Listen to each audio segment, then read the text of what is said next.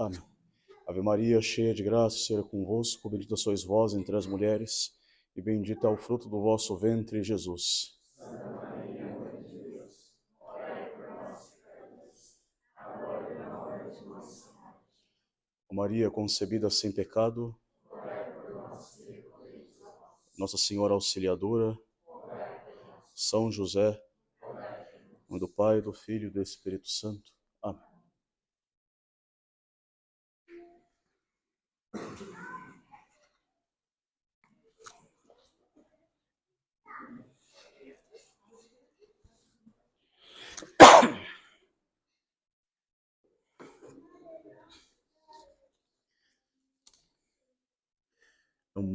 Boa tarde a todos.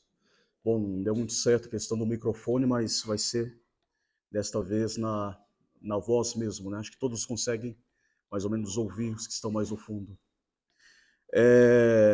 Então, esse grupo de famílias que está, né, patrocinando, né, e buscando fazer um bom colégio católico para as nossas crianças me chamou, né, além de ter convidado ou intimado a direção espiritual do colégio, me convidou para essa primeira palestra de apresentação e de abertura, né, dessas atividades mais públicas e mais oficiais. E nós começamos com esta encíclica Divini Illius Magistri, do Papa Pio XI, uma encíclica que é de suma importância para a questão da educação. Eu convido todos a lerem depois, aqui é uma pequena apresentação da encíclica, então não vamos aprofundar em muitos detalhes, tem muita coisa que pode ser importante e útil, inclusive para a própria educação familiar, que pode ser depois escolhido ali e bem meditado nessa encíclica. Então, né, não se encaixa tudo numa conferência de 1 hora e pouquinho, né? Então convido todos, né, os que se interessarem por essa questão da educação, de ler essa encíclica, porque tem princípios importantes que devem fazer parte de uma educação verdadeiramente católica. E é uma encíclica de leitura fácil, não é uma encíclica difícil, né? Ela é bem tranquila de ser lida, né? Primeiramente, né, a data dessa encíclica é de 31 de dezembro de 1929, escrita pelo Papa Pio XI. O Pio XI é um Papa que vai reinar de 1922 a 1939, um período anti-guerras, um período de mudanças drásticas na sociedade mundial, ali nesse período da Segunda Guerra, entre a Primeira e a Segunda Guerra Mundial, com a ascensão de movimentos fascistas, comunistas, ascensão de movimentos falsos, ascensão de falsos movimentos políticos, filosóficos, etc. Né? Então, é um movimento, é uma época um tanto conturbada na história da humanidade e da Igreja. A encíclica, né, somente para lembrar, a encíclica ela é uma carta papal, uma carta circular, daí encíclica, né, faz um ciclo. O objetivo dela é circular pelo mundo inteiro, por todo o orbe católico, né, e visa toda a igreja, direcionada para toda a igreja. O Papa pode acabar escrevendo um documento para algum país específico, para a Alemanha, para a Itália, etc., para o Brasil, mas a encíclica, a princípio, ela tem um caráter universal, circular e universal. E, normalmente, esses documentos, os documentos papais são as encíclicas, eles tratam de problemas dentro da igreja, né, que estão preocupando, problemas preocupantes, né, que podem afetar o bem da igreja. Então, nessa encíclica, justamente, o problema tratado é o problema da educação. Então, o Papa escreve essa encíclica para dizer, né, entre tantos modos e métodos de educação que surgem e estão, né, falando aí, por aí, essa é a educação católica. Esses são os princípios de uma educação católica. O corpus dessa encíclica se divide em 4 partes, né, somente para vos dar uma noção, né, geral. Primeiramente, ele começa falando, né, claro, toda a encíclica começa falando dos motivos por que ele está escrevendo a encíclica, né? Mas a primeira parte, ele trata de a quem compete a missão de educar. Depois, ele vai falar qual é o sujeito da educação, quem deve ser educado. Em seguida, quais são as circunstâncias necessárias, o ambiente necessário para ter uma boa educação. E, enfim, ele vai dizer qual é o fim, qual é o formal de uma educação, né? E aqui, evidentemente, uma educação verdadeiramente católica, né? Bom, os motivos, então, principais da encíclica é trazer justamente falar do problema da educação de jovens no seio da igreja. Pois que surgiram vários métodos e problemas escolares e pedagógicos já naquele tempo, que traziam várias soluções para a educação, e o Papa quis dizer, não, o católico deve ser educado dessa forma, deve considerar todos esses pontos para que a educação seja de fato uma educação, né, correta, né, uma educação certa, católica, né, uma educação da igreja. Ele fala, né, que se multiplicam ali vários mestres de várias teorias pedagógicas que falam de novos métodos, novos meios para buscar uma educação que seja de fato eficaz para os novos tempos, né? Mas que às vezes esses novos métodos não consideram que existe um outro mundo, existe o sobrenatural, existe a outra vida, que é a finalidade para a qual a educação católica existe, né? Não é educar somente para esse mundo, mas para o outro mundo, né? Para a vida eterna. E um primeiro erro dos métodos de educação modernos está justamente então no livro dos princípios, no erro de princípios, né? Pois que acabam desconsiderando Deus, desconsideram a realidade da vida eterna, a realidade do céu e mesmo como consequência a realidade da condenação eterna, e tratam uma educação que se pretende buscar seus meios somente com as forças da natureza, desconsiderando a graça, desconsiderando o pecado original, desconsiderando, né, a vida eterna. E o Papa, né, já diz assim nesses motivos, né, da encíclica que a finalidade da educação é a finalidade de todas as coisas, que é Deus, né? É Deus. É a nossa finalidade, que é Deus. Não é buscar somente as coisas terrenas, mas, sobretudo, as coisas espirituais, as coisas do céu, as coisas eternas, e submeter as coisas temporais às coisas eternas. O objetivo da educação católica é a salvação das almas, que é o objetivo da Igreja Católica. Então, por causa desse princípio, que é um princípio da educação católica que visa a salvação e visa o céu, ele já fala, é de máxima importância não errar na educação católica. Se trata de uma coisa tão importante, tão necessária que é a salvação, então nós não podemos errar. Não podemos ter o direito de errar na educação dos nossos filhos.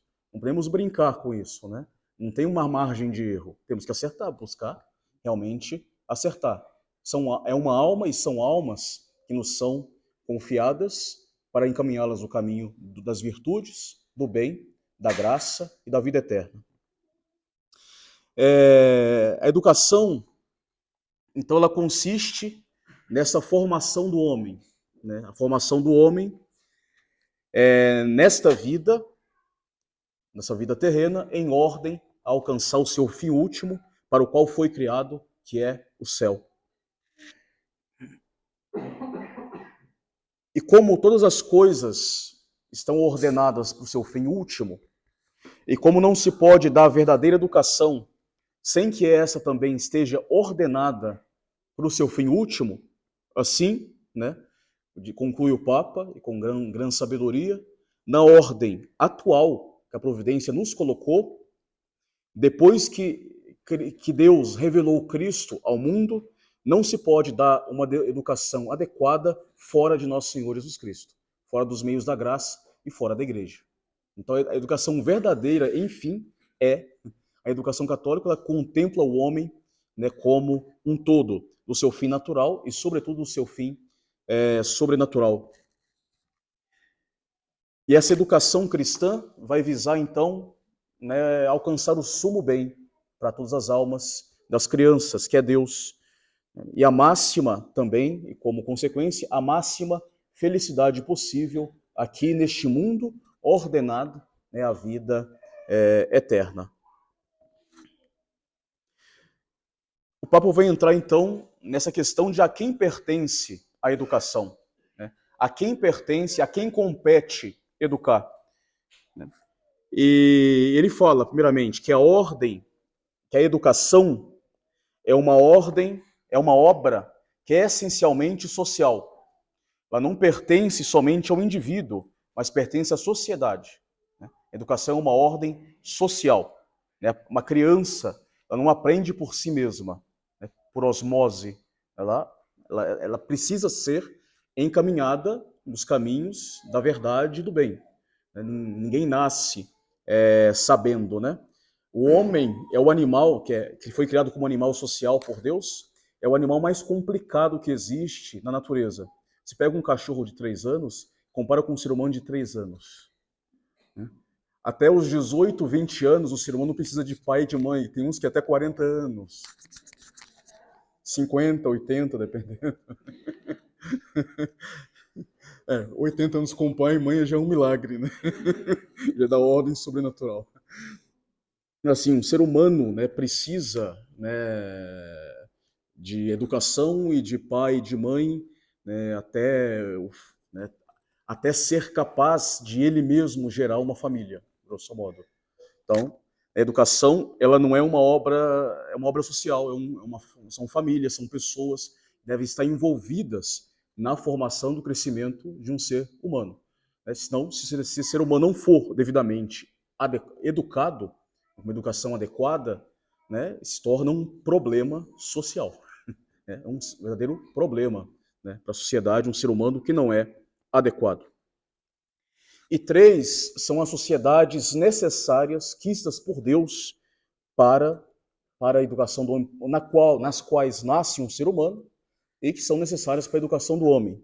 São a família, a igreja e o Estado. Essas 3 sociedades devem estar unidas, cada uma no seu nível, né, de intervenção, para educar os seres humanos, né? Claro, aqui nós consideramos, né, a família, a igreja e o Estado uma ordem perfeita, né? Se for considerar o Estado como é hoje, né, é complicado, né? Mas numa ordem perfeita, né, quista por Deus, essas 3 sociedades deveriam juntas participar da educação, né? O Estado deveria se converter para participar devidamente da educação, né, dos seus civis, né? Primeiramente, a primeira sociedade na qual nós nascemos é a família.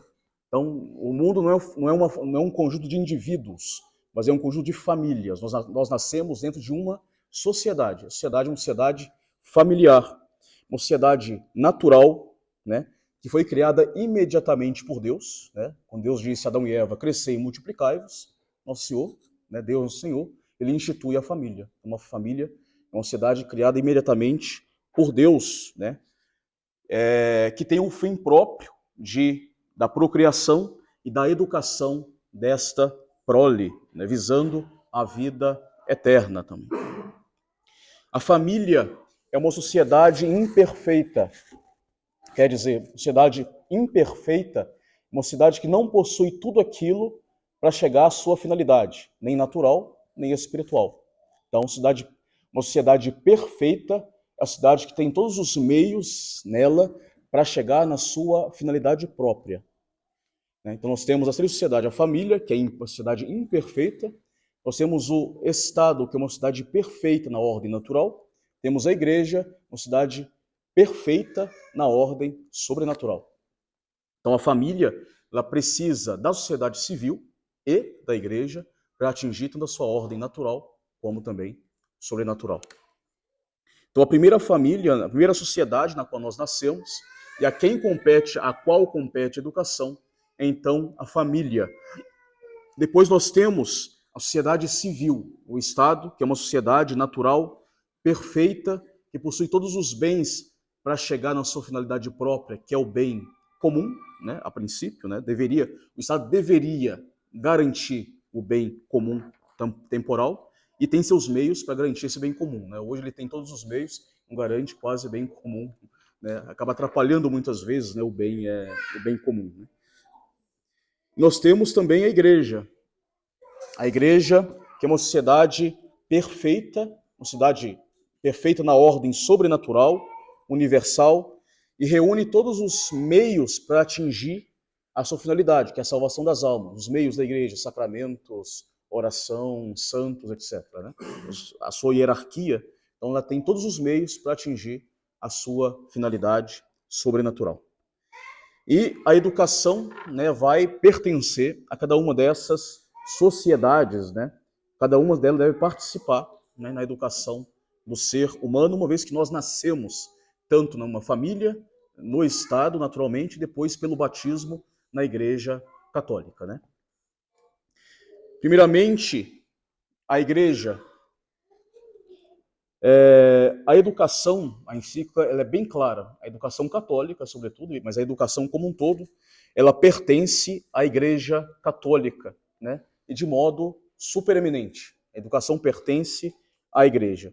Primeiramente, por conta da própria missão da Igreja, nosso Senhor disse, né? Ide pelo mundo inteiro e pregai o Evangelho a todos os homens. Ensinai tudo que eu vos ensinei, que eu vos prescrevi. Ensinai-os a observar tudo quanto vos prescrevi. Então a Igreja primeiramente, pertence à igreja de modo excelso, supereminente, a educação dos homens. A igreja ela é mãe, a igreja ela é mestra de constituição divina. Então, a igreja pertence à igreja educar. Nós devemos ser educados, né, dentro do seio da igreja. Né? A igreja, como uma verdadeira mãe, uma mãe espiritual de todos nós, todos os homens, no campo espiritual ela vem gerar, nutrir, educar as nossas almas nos caminhos do Senhor, nos caminhos da graça divina, né, através dos sacramentos, através do ensino da revelação, das Sagradas Escrituras, da tradição, para nos encaminhar para o nosso fim último, sobrenatural e sobrenatural, que é Deus. E o próprio Deus, né, fez a igreja, então, participar do seu magistério divino. Né? A igreja ela tem o poder de ensinar. E como a igreja ela tem o poder de ensinar e um poder que lhe vem de Deus, a autoridade da igreja na educação das famílias, na educação dos jovens e dos católicos como um todo, a igreja ela é independente de qualquer autoridade no exercício da sua missão educativa. Quer dizer, o Estado não deve se meter quando a igreja ensina. Né? Não deveria se meter na sua missão, né, de igreja. Né? Tanto, né, então a igreja ela é independente, né, de qualquer autoridade terrena no exercício da sua missão educativa, né, visando a vida eterna. Tanto em relação ao que é ensinado, o objeto da educação, quanto também em relação aos meios necessários para que essas pessoas sejam bem educadas. Então, a igreja ela tem o poder, né, de decidir isso de direito divino. Né? A igreja, então, como ela tem uma missão de ensinar, então a igreja, nós vemos, né, na história da igreja e ainda hoje, né, um pouco menos, um pouco mais limitado, nós vemos que a igreja ela sempre teve instituições de ensino, escolas, e sempre vai promover as letras, as ciências, as artes, né, tudo quanto é necessário para a educação cristã humana e espiritual. A igreja promove ciência, educação, arte, educação física, tudo que é necessário para a nossa formação, tudo que é bom para o nosso crescimento, humano e espiritual. A igreja, como mestra, a igreja, né, como mãe, ela promove e nos ensina também, nos dá o exemplo, né, de nos ensinando a promover. E assim nós vemos na história da igreja, ela fundando tantas e tantas instituições de ensino, e segundo as várias necessidades de vários tempos, sempre a igreja citou grandes santos para, né, restaurar ou instituir, né, sistemas de educação católico. São Marcelino de Champagnat, São José de Calazâncio, São João Bosco, mais conhecido, né? Grandes santos, e assim vai tantos, né?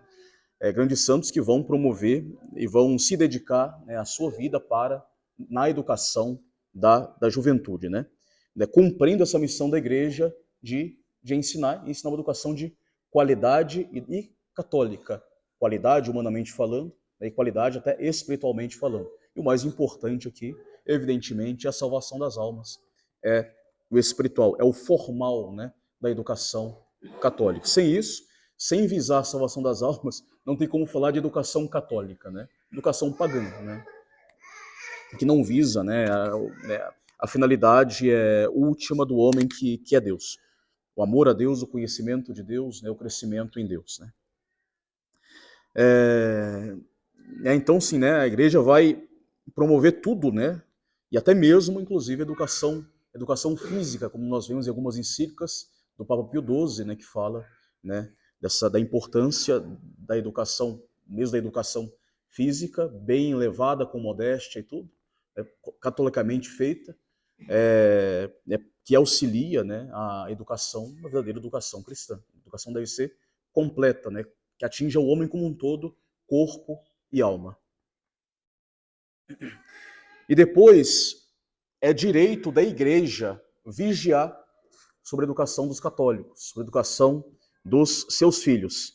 Não somente quanto ao conteúdo que é administrado, a igreja deve vigiar sobre o conteúdo que é administrado, se aquilo ali não vai, né, levar as crianças para uma vida que vai contra a moral ou contra a fé, mas em qualquer outra disciplina, a igreja tem direito de vigiar, e métodos, né, que a igreja pode vigiar que possam, né, atrapalhar, de algum modo, né, a educação íntegra, né, do ser humano.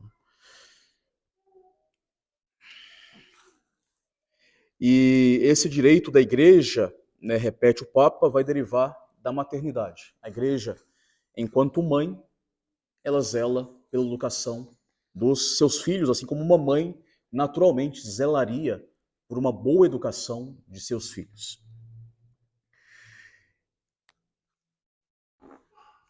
E essa missão da igreja também, né, é bem claro, ela se estende acima de todos os povos e sem restrição nenhuma, porque diz Nosso Senhor, e depois ensinai a todas as nações, né, como diz em Mateus 28. A igreja, essa missão da igreja se estende a todos os fiéis, a todos aqueles que são seus filhos. Ela é zelosa de criar, de promover instituições, de ajudar e de apoiar instituições que sejam verdadeiramente católicas e que garantem essa boa educação católica, assim, nas escolas, nas faculdades, etc. E visando sempre a última finalidade, que é a salvação. Mas também essa obra da Igreja Católica é tão grandiosa porque ela se estende ainda a todos os infiéis.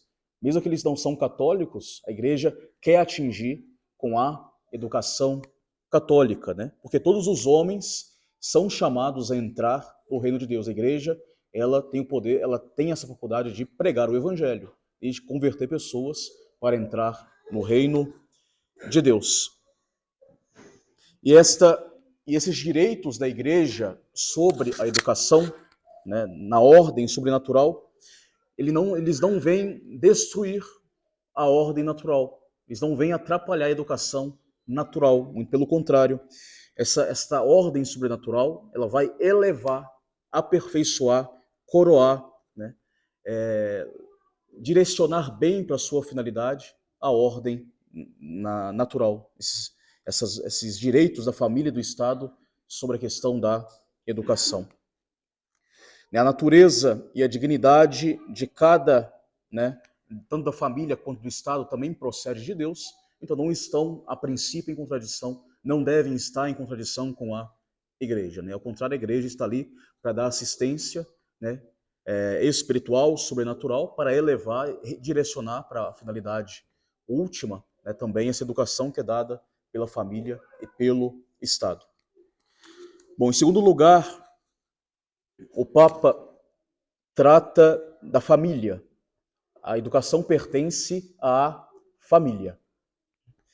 E Deus, ele comunica à família, né, comunica imediatamente essa fecundidade, né, ter filhos, produzir, né, seres humanos. Né, a família, ela é princípio de vida, né, por um beneplácito, né, divino para nós, para os homens. Né? Os pais, eles são procriadores, né? Se juntando, se unindo, eles têm filhos e obrigam a Deus, digamos assim, a infundir naquele filho feito, criado, procriado, uma alma. Então, é uma uma participação que os pais têm na obra da criação.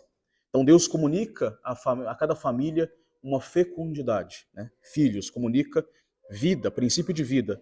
E como consequência, também princípio de educação para a vida, né? O homem não basta ser feito, criado, colocado no mundo, mas tem que ser educado para que ele possa viver de forma conveniente. Uma criança que não é educada vai dar depois um ser humano que é problemático para a sociedade como um todo. E também, né, a família pertence à família educação, porque, né, a autoridade, né, que é princípio de ordem, foi dado, comunicado aos pais dentro da família. Então nós temos, né, a família, né, como, né, um ambiente, né, e a quem pertence, né, a educação dos filhos, né, de forma imediata. De São Tomás de Aquino, citado pelo Papa na encíclica, o pai, segundo a carne, participa de modo particular da razão de princípio que de um modo universal se encontra em Deus.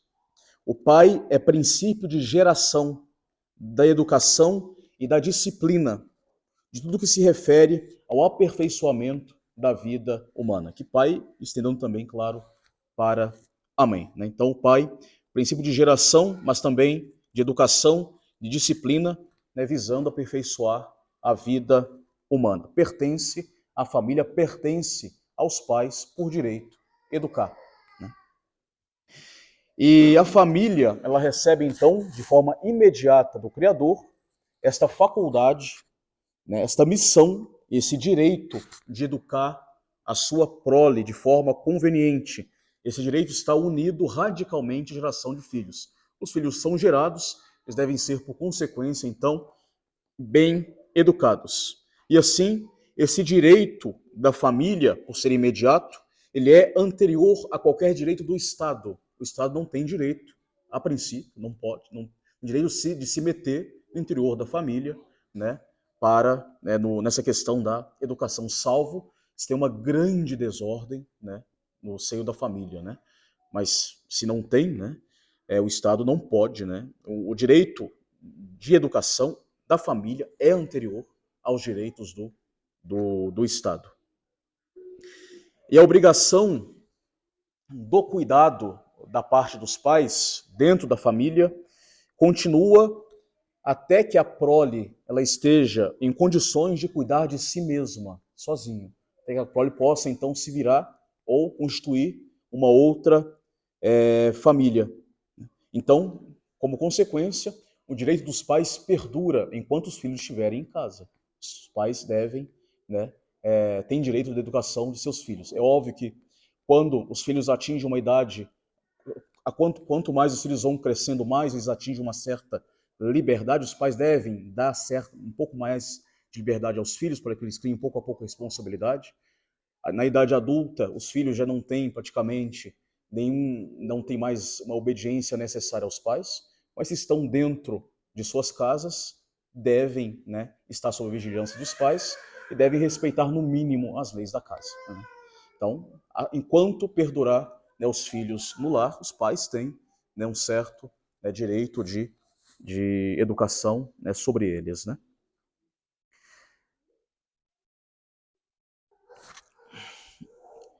Diz o Papa, né, a natureza não tem em vista somente a geração da prole, mas também o seu desenvolvimento e progresso até o estado perfeito do homem, enquanto homem, ou seja, o estado de virtude. Então, o homem, o animal racional que deve crescer, né, na virtude. Então, não visa somente a família, a natureza não visa a geração, mas também o crescimento perfeito deste homem. Bom, contudo, né, o poder dos pais sobre os filhos não é um poder despótico, não é um poder absoluto, porque está subordinado ao fim último, que é a salvação das almas. Os pais devem buscar a salvação das almas dos seus filhos, não pode impedir, né, não pode ser um obstáculo à salvação das almas dos seus filhos. Por isso, de São Paulo, né, não me lembro mais a encíclica, pais, né, não incomodem seus filhos, né? Os filhos têm que obedecer os pais não podem incomodar os seus filhos, né? Os pais não têm direito absoluto de vida e de morte sobre os seus filhos, né? Então, devem garantir uma boa educação e garantir a prática da virtude e garantir a salvação das suas almas. E para isso que visa a educação, né, dada na família. O Papa Leão XIII, né, fala uma coisa interessante que o Papa Pio XI diz, né, o Papa Leão XIII na encíclica Sapientiae Christianae, que é uma encíclica interessante também de ser lida, né? Diz Leão XIII: por natureza, os pais têm direito à formação dos filhos, com essa obrigação, a mais que a educação e a instrução da criança esteja em harmonia com o fim e a virtude do qual, por benefício de Deus, tiveram a prole. Devem, portanto, os pais se esforçar e trabalhar energicamente por impedir qualquer atentado nesta matéria da salvação, e assegurar de um modo absoluto que lhes fique o poder de educar cristamente os seus filhos, como é de sua obrigação, e principalmente o poder de negá-los àquelas escolas em que há o perigo de beberem o triste veneno da impiedade, né? Claro, segundo, evidentemente, as condições, né?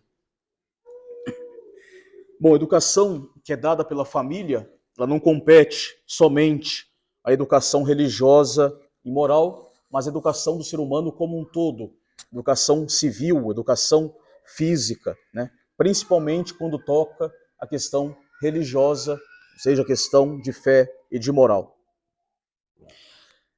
Então essa missão de educar, ela pertence primeiramente, acima de tudo, à igreja e à família, né? De direito natural e de direito divino. A igreja, ela então se coloca à disposição das famílias, né? O seu ofício, com o seu ofício de mãe e de mestra. E as famílias vão confiar os seus filhos à igreja, né? À maternidade da igreja, aproveitando esta missão sagrada da igreja, visando a salvação das almas. Bom, a terceira sociedade é o Estado, que também é o Estado, de alguma forma pertence à educação dos seus civis. Então, os direitos de educação também, de alguma forma, pertencem ao Estado. Não há título de paternidade, como pertence à igreja e pertence à família, né? É um direito anterior. Mas em razão de autoridade para promover o bem comum, né? E nesse ponto, né, que é precisamente o fim próprio do Estado, promover o bem comum dos seus súditos. Bom, esse bem comum que o Estado deve e deveria promover, né, é um bem comum de ordem temporal, né, de ordem natural, temporal, consiste na paz e a segurança das famílias e para que os cidadãos possam gozar do exercício dos seus direitos, né? E ainda o maior bem espiritual e material que for capaz, né, de se ter nesta vida presente. Essa é a função do Estado, garantir isso. É que a paz, a segurança das famílias e a felicidade, né, possível, né, nessa vida presente, que se dá com a união, com o coordenamento, né, dos esforços de todos os cidadãos do Estado. O Estado tem uma dupla função, né, de proteger e de promover. De nenhum modo, né, proteger e promover as famílias, né, de nenhum modo absorver, né, ou perseguir ou encurralar as famílias, né, ou de tentar substituir as famílias ou mesmo, nesse caso, o indivíduo, mas de proteger e de promover, né, as boas iniciativas da igreja e das famílias. O Estado, ele deveria proteger com as suas leis o direito da família sobre a educação cristã e não se meter nesses direitos, não tirar da família os direitos de educação cristã e respeitar o direito da igreja, o direito sobrenatural da igreja na educação cristã. E caso tenha alguma dificuldade quanto à educação paterna, o Estado deveria suprir simplesmente essas deficiências, né? Sem colocar algum empecilho, sem entrar em contradição com a educação dada na família ou na igreja, mas sempre em harmonia com os direitos naturais da prole e também os direitos sobrenaturais da igreja. Esse, concretamente, é o papel do Estado, né? Proteger, né, as famílias, proteger a educação familiar, educação dada pela igreja, né, estar em harmonia com essa educação, usando com essas normas da reta razão, da fé, da educação moral, da educação religiosa, da juventude. E remover mesmo, né, as causas públicas que sejam contrárias à educação dada pela família e pela igreja. Evidentemente, nós estamos aqui numa situação perfeita de um Estado, né, católico, né? Pertence ao Estado, em ordem do bem comum, promover, né, por muitos modos, né, a educação da juventude, né, favorecer o esforço, apoiar os esforços das famílias, os esforços da igreja. E ainda, o Estado também pode, né, no seu nível, exigir que todo cidadão tenha um mínimo de conhecimento necessário, que seja necessário para suprir as necessidades do Estado, né?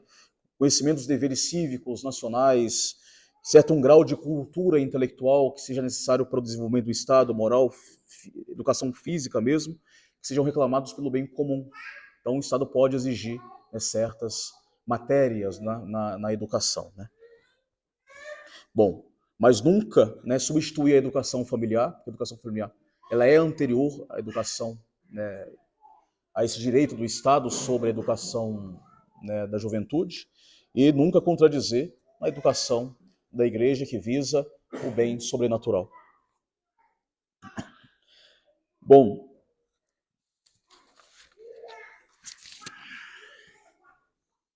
depois o Papa ali entra no segundo ponto, né? Nós temos aqui, a quem pertence educar, né? A igreja, a família, o Estado. O segundo ponto da encíclica, qual é o sujeito da educação? Quem deve ser educado? Bom, o sujeito da educação cristã é o homem, mas o homem como um todo. Um homem, né, que é um composto, que é um ser criado por Deus como um composto. Corpo e alma, espiritual e material. Espírito unido ao corpo em unidade de natureza. Este é o sujeito da educação cristã. Um homem com as suas forças naturais, com as suas diversas faculdades, com as suas forças também, com o seu campo sobrenatural, né, como nos ensina a razão, nos ensina também a revelação divina, nos ensina a fé e a igreja. Então, o sujeito da educação é o homem como um todo. Mas é o homem, um homem também decaído do estado de pecado original, um homem que tem necessidade de Deus, um homem decaído pelo pecado original, com a natureza ferida pelo pecado original, mas redimido por nosso Senhor Jesus Cristo. E ainda que não tenha sido reintegrado no equilíbrio das suas inclinações pelo fato desta redenção, né, permanece, né, no homem a vontade fraca, permanecem as tendências desordenadas e, considerando o homem como esse todo, né, que a educação deve ser aplicada. Esse é o sujeito da educação. O homem como um todo, corpo, alma, né, capaz do espiritual, né, que deve seguir a sua finalidade sobrenatural, um homem cuja natureza foi ferida pelo pecado original e que não podemos, né, esquecer deste ponto, um homem cuja inteligência, né, foi obscurecida pelo pecado, cuja vontade está enfraquecida, um homem que possui tendências desordenadas, e tudo isso deve ser colocado para ser reordenado, reequilibrado, né, pela educação cristã. E assim será necessário, numa educação cristã, numa educação que se dá conta do homem como um todo, não somente na sua parte natural, mas também na sua parte sobrenatural, considerando o homem como pecador e como a necessidade da graça para a vida do homem, para cumprir a sua finalidade. Então será necessário, na educação, corrigir, né, desde cedo as más inclinações desordenadas, né, estimular, né, as boas coisas, as boas ações, a boa vontade, ordenar as boas coisas, iluminar a inteligência com a revelação, com o conhecimento, fortalecer a vontade com verdades sobrenaturais e, sobretudo, com o auxílio da graça de Deus. Isso é uma educação católica, uma educação que trata o homem como um todo, como um verdadeiro composto, como é o ser humano. E aí o Papa ali entra, ele vai denunciar, né, a falsidade do naturalismo pedagógico. Então, há uma falsa educação naturalista que não considera o homem como esse todo que ele é, corpo, alma e alma espiritual, e alma tocada pelo pecado original e as tendências desordenadas, a dificuldade nas boas obras, etc, etc, etc. Então nós temos aí um falso naturalismo pedagógico que o Papa denuncia, que menospreza os meios da formação sobrenatural, menospreza a busca pela virtude, pela verdadeira virtude, menospreza os meios da graça, menospreza a instrução cristã e católica, esse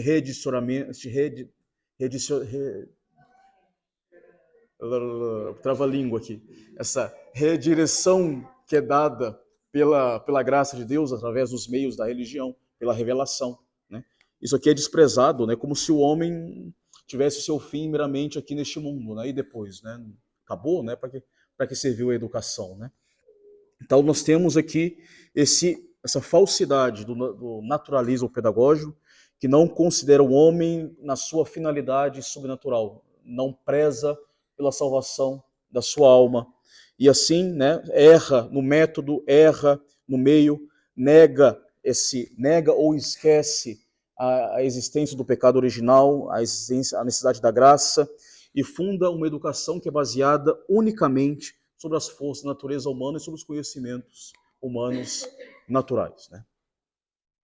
Então, né, a educação católica mesmo, né, a educação católica integral do ser humano deve fugir, então, deste naturalismo pedagógico, né? E claro que a encíclica vai entrar em vários detalhes interessantes, né? Vai falar sobre a questão da educação, o problema da educação sexual, o problema da coeducação, né, que é a questão de uma escola mista, né, em que convivam meninos e meninas que podem gerar muitas dificuldades, né? Então, claro, evidentemente, né, que hoje depende muito do que é possível fazer ou não, mas que ele vai tratar, né, de questões, por exemplo, educação sexual, né? Não se pode falar tudo com as crianças, né? Desconsiderando que nós temos uma inclinação, uma dificuldade na questão da carne, que falando qualquer coisa, ao invés de direcionar para um bom caminho, nós vamos, né, ensinar a maldade, digamos assim. Então, né, nem tudo se fala, né, a todo momento, né? E tem que ter muita prudência, né? Mas a encíclica vai entrar um pouco mais detalhada, né, nesse ponto também.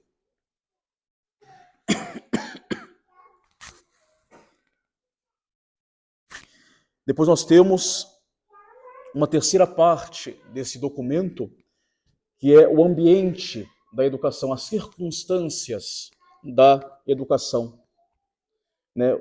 Em que ambiente a criança deve ser educada, né? Como, né, deve ser o ambiente, a criança deve ser educada de forma católica, né? Então nós temos este ambiente da educação, suas mais variadas circunstâncias em que o educando, né, está e que essas circunstâncias devem de alguma forma corresponder com a finalidade que se procura nessa educação católica. Mesmo o ambiente da educação deve-se ter uma atenção quanto a ele, né? Bom, o primeiro ambiente de educação, evidentemente, é a família. A família é o primeiro ambiente da educação. E a educação mais eficaz, a educação mais duradoura é aquela que se recebe no berço, se recebe na família. Uma família bem ordenada e bem disciplinada, que tem bons princípios e que quer a salvação da alma dos seus filhos. Então, o primeiro ambiente é a família. Que educa primeiramente é a família. E essa educação no ambiente familiar será tão eficaz quantos melhores forem os exemplos dados pelos pais. Os exemplos, eles arrastam, né? Então, tanto os pais forem bem exemplares no lar para com seus filhos, exemplo de vida social, de vida de oração, de vida católica, de vida humana em geral, tantos maiores exemplos terá a criança no seu lar, tanto mais eficaz, mais duradoura, mais perene será na educação para esta criança. E para destruir, né, esta boa influência que deve ser o ambiente familiar, de uma família realmente saudável e que tem bons princípios, se tende, né, vai dizer o Papa na época, nós podemos trazer isso para os nossos dias, se tende a afastar cada vez mais a criança da família. Cuidado com aqueles que querem afastar as crianças do seio familiar, né? E afastar as crianças da família, educá-las longe da família, desde os mais tenros anos. Isso sobre vários pretextos, As crianças, primeiramente, devem ser educadas na família, e junto da família, junto dos seus pais, junto dos seus irmãos. Tirar as crianças da família, né, de alguma forma, com vários pretextos, os melhores pretextos que possam aparecer, é arriscado, é perigoso, e não terão os bons princípios que vêm da família católica, que vai permanecer de fato na alma dessa criança. A criança se educa primeiramente na família. Tanto as crianças podem ficar junto dos seus pais, elas devem ficar junto dos seus pais, né? Até, como diz o Papa, né, até a encíclica, né, até elas terem capacidade de viverem sozinhas, né, constituírem elas mesmas novas famílias, né, e conseguirem, no mínimo, se virar na vida. Senão, as crianças não podem ser afastadas das suas famílias. E a encíclica, então, vai recordar, né, aos pais a gravíssima obrigação, né, não só teórica, mas geral, né, praticamente naquilo que é relativo à educação religiosa, moral, civil dos filhos, né? Isso deve ser feito pelos pais, né? É obrigação dos pais garantir isso e garantir junto da família e buscar os métodos mais apropriados para fazer de forma eficaz e, sobretudo, através do exemplo da sua vivência, da vivência na família. Vai trazer, de fato, a família como um verdadeiro, né, meio adequado e equilibrado de educação familiar. Então, né, os filhos são educados juntos dos pais. O segundo ambiente de educação é a igreja, né? Então, a igreja, com o seu rito, com a sua vida, com a prática da religião, nas suas obras educativas, tudo aquilo que a igreja ela influencia e apoia, né? A igreja ela se torna um verdadeiro ambiente de educação. Nós podemos ver isso mesmo na Santa Missa, né? As crianças na missa, elas aprendem com, né, a Santa Missa, com o rito da igreja, né, a serem católicas, a rezar, a praticar a virtude de religião devidamente, né? A missa, e eu friso aqui a missa antiga, missa católica antiga, a missa é uma escola de educação maravilhosa, né? Nós temos ali exemplos e exemplos de educação que se fixam na alma das crianças. Os pais pensam que as crianças não prestam atenção na missa, eles são muito atentos às várias coisas que acontecem, sobretudo naquelas missas que são um pouco mais especiais, tem muitos elementos, né? As crianças prestam atenção, né? Absorvem e copiam, né, esses gestos e essa virtude, né, de educação que tem a missa, esses exemplos de educação que nos dá a Santa Missa. Bom, então a igreja ela tem um ambiente educativo. A igreja, como mãe e mestra, ela ensina, ela tem essa missão de ensinar. Então tudo na igreja nos ensina. Nós temos, né, os seus sacramentos, os ritos do sacramento, tudo isso são educativos, tudo isso são para nos ensinar a amar cada vez mais aquele sacramento e estar mais dispostos para receber a graça de Deus, mais dispostos à oração. E não somente na educação, não somente nos seus ritos próprios, os ritos sacramentais, os ritos católicos, mas também até o recinto material do templo cristão. Antigamente se sabia construir igreja, né, para buscar a elevação das pessoas, né? Dizia São Vicente de Paulo, né? A igreja é o teatro e a casa dos pobres, né? Dizia, os ricos vão ao teatro, tem boa música, tem arte, os pobres têm a igreja, onde tem boa música e acesso à arte. Hoje até isso tiraram dos pobres, né? O acesso à boa música e à arte nos tempos católicos, né? Então, antigamente a igreja, né, queria elevar o nível do seu povo, de todos os católicos, né, com boa música, com arte, com arquitetura, né, porque serve para a educação, para a elevação da alma e aponta sempre para a salvação e para o nosso fim último, né? Então, né, tudo quanto é educativo, a igreja ela promove, seja a liturgia, a arte, a música, a arquitetura, as ciências, tudo a igreja ela usa, né, tudo a igreja purifica, né, e eleva, né, para a sua última finalidade, as letras, né?